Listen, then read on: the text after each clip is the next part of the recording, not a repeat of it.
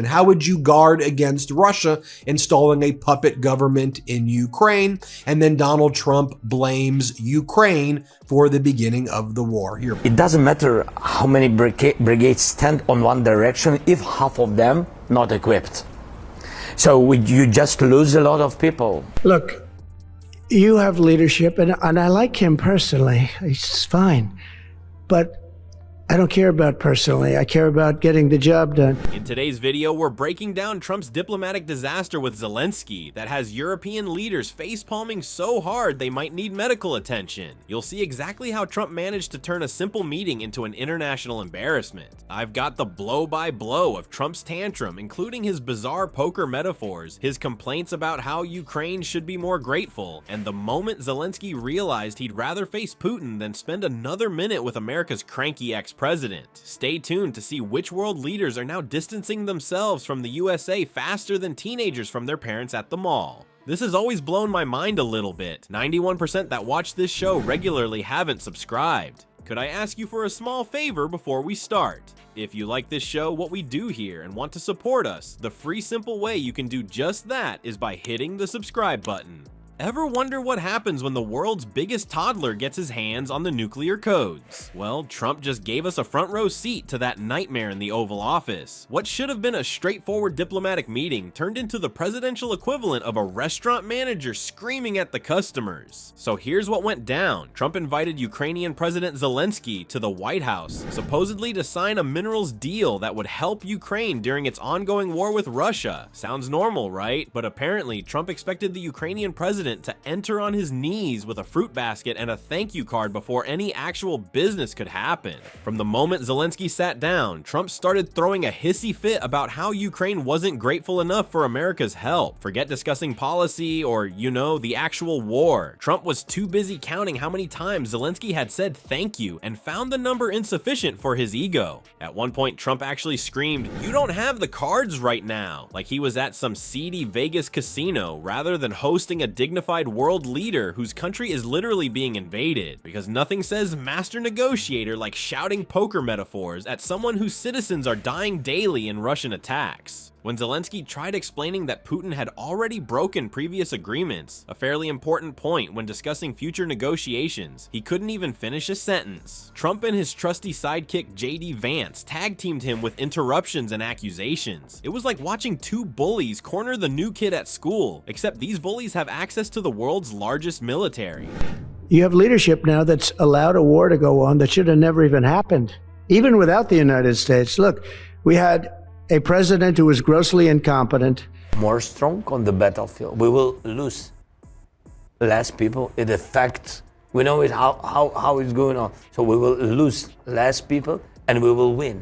Trump kept doubling down on his bizarre poker analogies throughout the meeting. You're playing with a weak hand. You don't have the cards. Apparently, international diplomacy is just a big card game to him. Next thing you know, he'll be demanding world leaders ante up before peace talks and calling all in on nuclear threats. The contrast couldn't be more stark when you look at how other world leaders treat Zelenskyy. Canada's Trudeau, for instance, welcomed him with actual dignity and respect. The way normal humans behave when someone's country is being bombed. But for Trump, basic diplomatic courtesy is apparently too much to ask. What makes this whole fiasco even more stunning is how quickly the meeting deteriorated. They were supposed to be signing a deal beneficial to both countries. Instead, within minutes, Trump had turned it into a full-on screaming match. It's like he walked into the meeting with a checklist of how to be the worst host ever and methodically worked his way through each item. The truly remarkable part of this diplomatic dumpster fire? Zelenskyy's response. While Trump was doing his best impression of a toddler denied ice cream, the Ukrainian president calmly stood his ground. He pointed out, with the patience of a kindergarten teacher explaining why we don't eat glue, that Russia had already broken previous agreements. Imagine having your country invaded, traveling thousands of miles to seek help, and then having to deal with Grumpy Trumpy's temper tantrum. Zelenskyy showed more maturity and presidential behavior in those few minutes than Trump managed in his entire 4 years in office. While America's former president was busy pouting and making threats, the Ukrainian leader remained composed and focused on his country's survival. It's almost like one of them is an actual statesman and the other is, well, Donald Trump. While Zelenskyy demonstrated statesmanship, Trump was busy counting thank yous like a petulant child at his own birthday party. Have you ever had dinner with someone who kept interrupting the conversation to remind you they paid for the breadsticks? Well, Trump just took that awkward social faux pas to international levels. The former president's tantrum wasn't just about poker metaphors and shouting matches. It evolved into what can only be described as the world's most uncomfortable gratitude audit. Trump repeatedly demanded acknowledgement for America's assistance, acting like he was personally writing the checks from his gold-plated bathroom at Mar-a-Lago rather than distributing congressionally approved aid.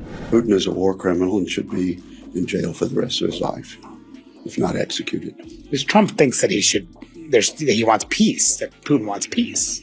Well, I think I'm really disappointed in what's happened. I've been watching this for 3 years. It's a war that would have never happened if I was president. And you're either going to make a deal or we're out. And if we're out, you'll fight it out. And I don't think it's going to be pretty. Trump bellowed at Zelenskyy. This wasn't diplomatic negotiation. It was playground extortion. The Ukrainian leader, whose country is literally fighting for its survival, was being treated like a contestant on The Apprentice who hadn't sufficiently praised the host's terrible haircut. What makes this behavior particularly bonkers is that international aid isn't supposed to come with a mandatory gratitude quota. Most world leaders understand that helping allies serves strategic interests and upholds democratic values, but not our orange menace. For him, foreign policy is transactional, and every HIMARS system apparently should have come with a personalized thank you note and maybe a fruit basket. As Zelenskyy attempted to discuss serious matters like, the actual war in his country, Trump kept steering the conversation back to his own hurt feelings. It was like watching someone interrupt a discussion about heart surgery to complain that nobody complimented their new shoes. The complete lack of perspective was staggering, even by Trumpian standards. And just when you thought the meeting couldn't get more uncomfortable, JD Vance decided to earn his vice presidential nominee badge by jumping in with accusations about Ukraine forcing conscripts to the front lines. This talking point sounds suspiciously familiar because it's straight from the Russian propaganda playbook. Nothing says America first like repeating Kremlin talking points in the Oval Office, right? The entire spectacle revealed Trump's unhealthy obsession with personal loyalty. Instead of discussing meaningful policy or how to actually end the war, he was fixated on whether Zelenskyy was sufficiently prostrating himself. It's the diplomatic equivalent of that insecure friend who keeps asking, "Are we cool?" every 5 minutes after a minor disagreement. Trump's insistence on telling Zelenskyy, "You're not in a good position," multiple times throughout the meeting wasn't strategic negotiation. It was playground bullying. When you're speaking to the leader of a country under invasion, reminding them of their vulnerability isn't tough diplomacy, it's gratuitous cruelty. It's like walking into a hospital room and telling the patient, "Wow, you look terrible," and your chances don't look good.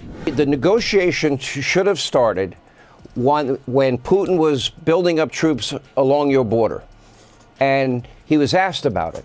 We waited too long. Now Russia began to move their jets from 100, 150 kilometers, 300 to 500. The situation became so toxic that what should have been a routine photo op and mineral deal signing was completely abandoned. Reports indicated that Zelenskyy left the White House abruptly, not by choice, but because Trump officials explicitly told him to leave. Imagine inviting someone to your house, berating them for not thanking you enough, and then kicking them out before dinner. That's essentially what happened, except on an international scale with massive geopolitical implications. The fact that Zelenskyy maintained his composure throughout this diplomatic disaster speaks volumes about his character. While Trump was throwing a temper tantrum because he didn't get enough gold stars for doing the bare minimum, Zelenskyy was thinking about the millions of Ukrainians counting on him to secure continued support against Russian aggression. As Zelenskyy left the White House with his head held high, something remarkable happened across the globe. A wave of support erupted from world leaders that revealed just how isolated Trump's behavior really was. When 20 democratic nations immediately reach out to comfort someone after they visit your house, it might be time to question your hosting skills. The international community didn't waste any time showing Zelenskyy who his real friends were. European Commission President Ursula von der Leyen publicly backed the Ukrainian president with words that might as well have been a diplomatic middle finger to Trump. Your dignity honors the bravery of the Ukrainian people. Be strong, be brave, be fearless. You are never alone, dear President Volodymyr Zelenskyy. We will continue working with you for a just and lasting peace.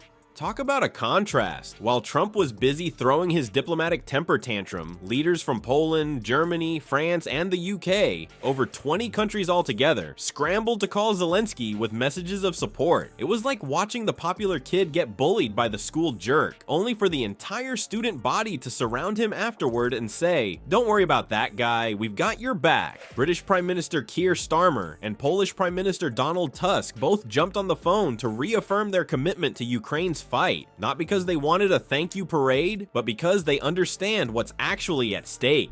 Artillery or drones, a lot of systems, armed vehicles, a lot of things, but anyway, the production in Europe now 3-4 times bigger. He had no idea what he was doing. He said some very stupid things, like going in for portions and all of the things. He made a lot of bad statements, but he's grossly incompetent. Meanwhile, over in Moscow, Russian officials were practically popping champagne bottles and doing the cha-cha.